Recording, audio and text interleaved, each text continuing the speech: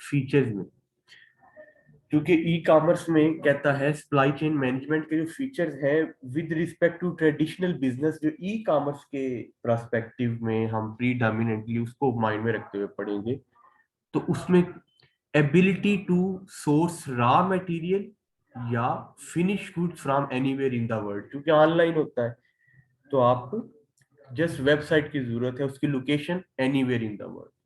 A centralized global business and management strategy with flawless local execution। flawless local execution का मतलब ये है कि सेंट्रलाइज्ड या जो स्ट्रेटजी होती है वो ग्लोबल होती है, यानी उसकी मार्केट ग्लोबल है। आप इसकी मिसाल इस तरह लें कि जो वजीराबाद में जो नाइफ, ये चाकू छुरियां वगैरह बन रही हैं, इनकी जो प्राइसेस सेट होती हैं वो सेट होती है कि इनकी मार्केट में क्या प्राइसेस है, और ज्यादातर इनकी मार्केट अमेरिका होती है, कनाडा होती है, तो इनकी प्राइसेस डॉलर्स में सेट होती है। जैसे वो वजीराबाद में भी है, यहाँ पे भी लेना जो वो $2 का $5 का नाइफ पड़ रहा है, $5 का मतलब ₹5 नहीं है, क्योंकि मार्केट वो है सेंट्रलाइज्ड, तो उसी हिसाब से आगे प्राइस की स्ट्रेटजी। अच्छा, उसके बाद ऑनलाइन है real time distributed information processing to the desktop providing total supply chain information visibility. क्योंकि ये ऑनलाइन होता है और आप रियल टाइम में, जैसे समटाइम यूट्यूब पे वीडियो होती हैं वो लाइव भी चल रही होती है, तो अब रियल टाइम इंफॉर्मेशन प्रोसेस हो रही होती है और आप तक पहुंच रही होती है सप्लाई चेन मैनेजमेंट में with respect to e commerce. फिर the ability to manage information not only within a company but across industries and enterprises। वो सारी इंफॉर्मेशन भी ऑनलाइन मैनेज हो रही होती है। ये भी जो ई कॉमर्स में सप्लाई चेन मैनेजमेंट का रोल है इसमें है, ट्रेडिशनल में ये नहीं था। फिर seamless integration of all supply chain processes and measurement. Seamless का मतलब होता है फ्लॉलेस, गलती ना हो रेपिटिशन में। एक ही तरीके से अगर एक चीज बन रही है और बार बार वो चीज बन रही है तो वो 1000 आइटम्स बने तो उसमें गलती ना हो, वो सीमलेस हो। Including third party suppliers, information systems, cost accounting standards and measurement system. ये सारी वो चीजें हैं जिनकी वजह से सप्लाई चेन मैनेजमेंट का जो प्रोसेस है वो फ्लॉलेस या सीमलेस रहता है। ठीक है, थर्ड पार्टी अपने भी सप्लायर हैं, थर्ड पार्टी के सप्लायर भी मौजूद हैं, आपका अपना इंफॉर्मेशन सिस्टम है, आपका अपना कास्टिंग का बजटिंग के स्टैंडर्ड्स हैं, आपके अपने मेजरमेंट के सिस्टम है वो सारे।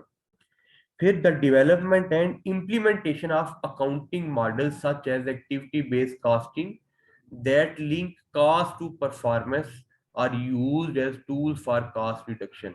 यानी कॉस्ट टू परफॉर्मेंस एक टूल है, ठीक है, जैसे कैपम है, कॉस्ट प्राइस इंडेक्स मॉडल, आपने कॉमर्स में सुना होगा। इसी तरह कॉस्ट टू परफॉर्मेंस बेसिकली एक टूल है जो यूज किया जाता है किस लिए, कॉस्ट रिडक्शन के लिए।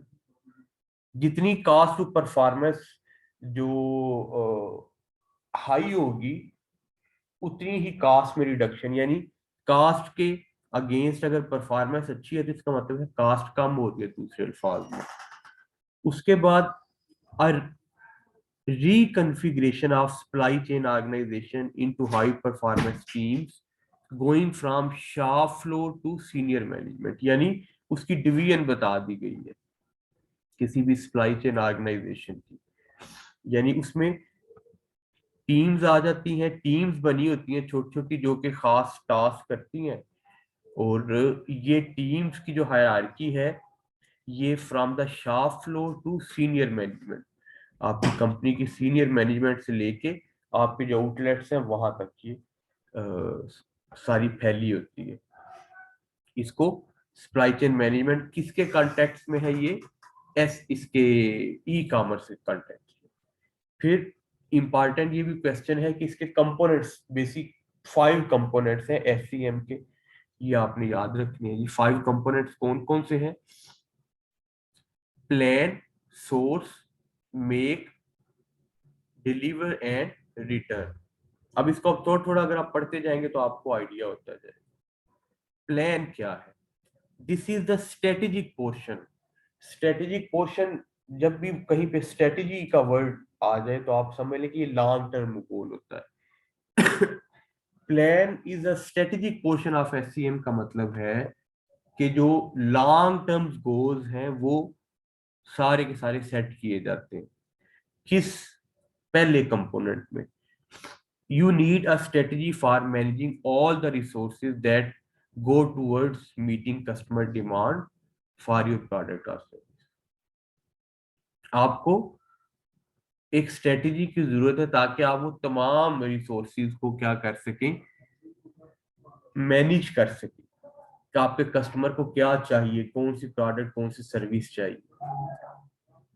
A big piece of planning is developing a set of matrices to monitor supply chain so that it is efficient, costless, इसकी कास्ट कम इस पे लागत आए, and deliver high quality and value to the customer.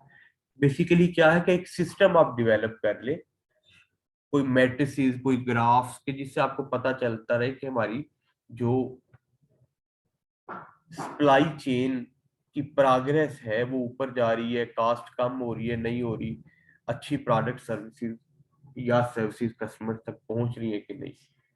दूसरा component है source. Source का मतलब है कि किन सप्लायर से अगर आपने वो चीजें बनवानी है, choose the suppliers that will deliver the goods and services you need to create your product. आपकी जो प्रोडक्ट आपने देनी है वो बनवानी भी तो कहीं से है ना, तो वो source. develop a set of planning, delivery and payment process with the supplier and create matrices for monitoring and improving the relationship। उसी तरह ऊपर प्लान की तरह यहाँ पे भी आपको ग्राफ या फिर मैट्रिसेस बनाएंगे जिसपे आपको डेली बेस पे और वीकली बेस पे पता चलता जाएगा कि पेमेंट प्रोसेस हमारा सप्लायर के साथ कैसा रहा, हमारी प्राइसिंग कैसी रही, 15 दिन बाद कहीं उसी प्रोडक्ट की प्राइस उसने या उसी रॉ मटेरियल की प्राइस हाई तो नहीं कर दी। तो इस तरह इन चीजों को and put together process for managing the inventory of goods and services you receive from suppliers. जो जो चीजें आप सप्लायर से ले रहे हैं उनको मैनेज करें, इंक्लूडिंग रिसीविंग शिपमेंट्स, उनको फिर वेरीफाई करना, transferring them to your manufacturing facilities and authorising supplier payment. Authorising supplier payment जब वो अप्रूव हो जाती है उसको देने के लिए। इसी तरह जी मेक है। मेक जैसे कि नेम से ही जाहिर आपको पता है, मेक फॉर मेकिंग स्टेप है ये, मैन्युफैक्चरिंग स्टेप है ये। schedule the activities necessary for production, testing, packaging and preparation for delivery. And तक सारे स्टेप हो रहे हैं, प्रोडक्शन से स्टार्ट हो गया, फिर उनकी अगर कोई मेडिकल प्रोडक्ट्स है तो उनकी टेस्टिंग करनी है, फिर उनको पैकेज किस तरह से करना है और शिप करना है या दुकानों पे देना है या जहां पे भी डिलीवरी के लिए उसको प्रिपेयर करना।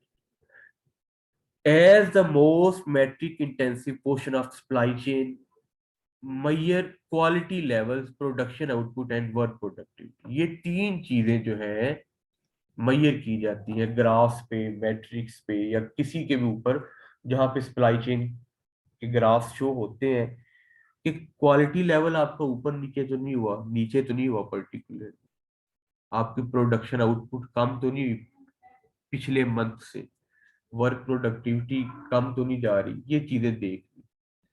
फिर डिलीवर इसी तरह, और रिटर्न।